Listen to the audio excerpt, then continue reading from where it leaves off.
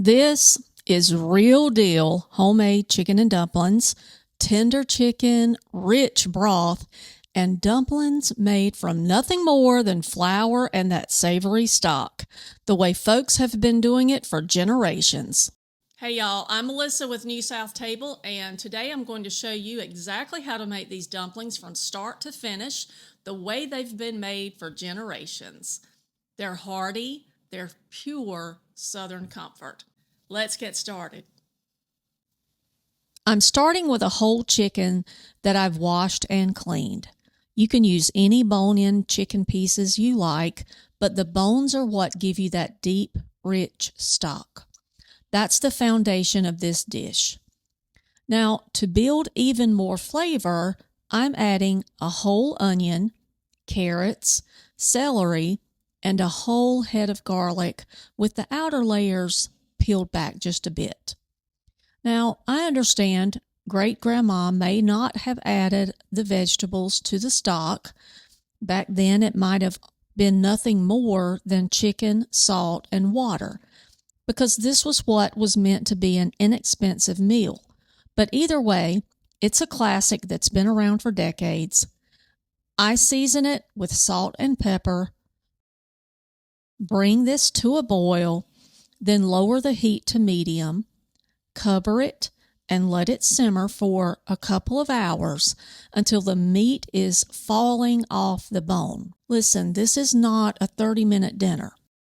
And if someone ever makes you homemade chicken and dumplings, hug their neck because it is a labor of love. As the chicken cooks, I check the pot every so often just to make sure everything's looking good. Once it's done, I will remove the carrots, the celery, the onion, and the garlic. I don't strain the broth completely because those little bits left behind add flavor, but I don't want color in my chicken and dumplings other than the black pepper. That's it. I take the chicken out to cool before removing it from the bone. Now, some folks put the chicken back into the stock right away, but I don't. It gets a little stringy, and I like big chunks of chicken, so I'll add that chicken back in at the very end of this process. For the dumplings, I'm starting with 4 to 5 cups of self-rising flour. You can use all-purpose flour here, but just know that self-rising flour will give you a little puffier dumpling than the all-purpose. Then I'll add in 1 teaspoon of salt and a half teaspoon of black pepper. Now, some folks skip this seasoning step, but I like the flavor, and I like to flavor every layer. In these dumplings, the only color I want is from that black pepper. So I'll whisk that together, and then I'll slowly add in the broth. Now, do you see that layer of chicken fat on top of that broth? That is golden. This broth came directly from that pot that we were working with just a few minutes ago. That's where the dumplings will get their richness, so there's no need to add extra shortening or butter to the dough. Just cool that broth down a bit before you use it. I'll begin by adding the broth a little at a time. I work it in with a fork, pulling the flour from the sides of the bowl. I continue this process until all the flour has some moisture, but the dough isn't wet. It's very important to do this slowly and a little broth at the time, because if you add too much liquid into the dumplings, they'll fall apart during the cooking process. As you can see, I add just a little at the time, give it a stir, and continue doing that until all the flour has been incorporated. Now, once it's all moistened, I'll switch to my hands and I'll gather up all of the bits that are left over in the bowl.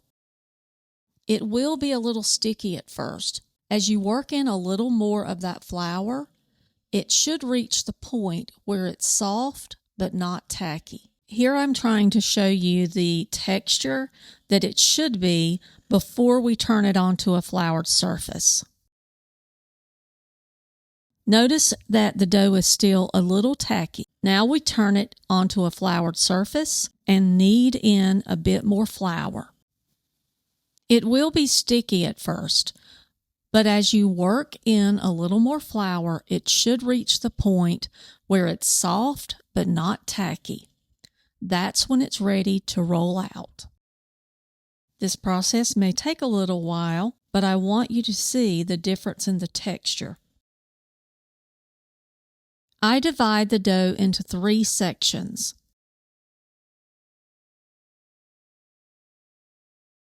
I roll each one thin, then cut it into pieces about 1 inch by 2 inches.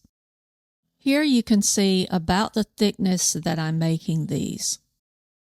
A pizza cutter works great, but today I'm using a knife. I lay the pieces in a single layer on parchment paper and repeat with the rest of the dough. There's a dumpling up close and personal. You can see that tiny speck of black pepper. These are going to be perfect. Now they're all finished. They're on the parchment paper and they're waiting on that broth. Now I bring the broth back to a boil. You'll see little bits of chicken in there, and that's fine. Dropping the dumplings in one at a time keeps them from sticking. And here's the key. You don't stir dumplings too much. I use a flat wooden spoon to gently scrape the bottom just to make sure nothing is sticking.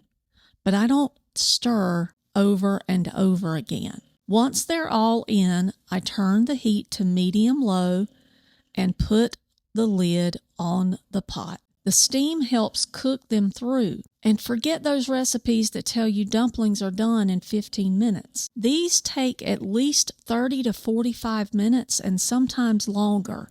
These dumplings slow cook and they will turn out perfect if you give them time. Every few minutes, I'll lift the lid just long enough to check and gently scrape the bottom again. By the 40-minute mark, they're floppy, they're tender, and the broth has started to thicken. At this stage, I usually try one just to make sure they're tender enough. Now I will add a whole stick of butter. I know some folks will fuss about that, but this is how my mama made them, and the butter gives the broth a silky, velvety texture. And folks, you can stop right here if you want, but I take it one step further for even more creaminess. Once I've stirred in that butter and it is completely melted and blended in, I'm going to add 1 family-size can of cream of chicken soup. Yes, my great-grandmother probably would not have done this, but my mama did, and that's the way I like them. So once I add the cream of chicken soup, the lid goes back on so it all comes together. Finally, I will add the chicken back in. I've cut it into nice chunks. I give it a gentle stir and turn off the heat. The longer it sits, the thicker it gets, but either way, you've got creamy, hearty, old-fashioned chicken and dumplings. It's not quick, but it's inexpensive, it feeds a crowd, and it's pure comfort in a bowl. And that's how you make old-fashioned chicken and dumplings. Simple, hearty, and made to be shared. Thanks for watching. See you next time.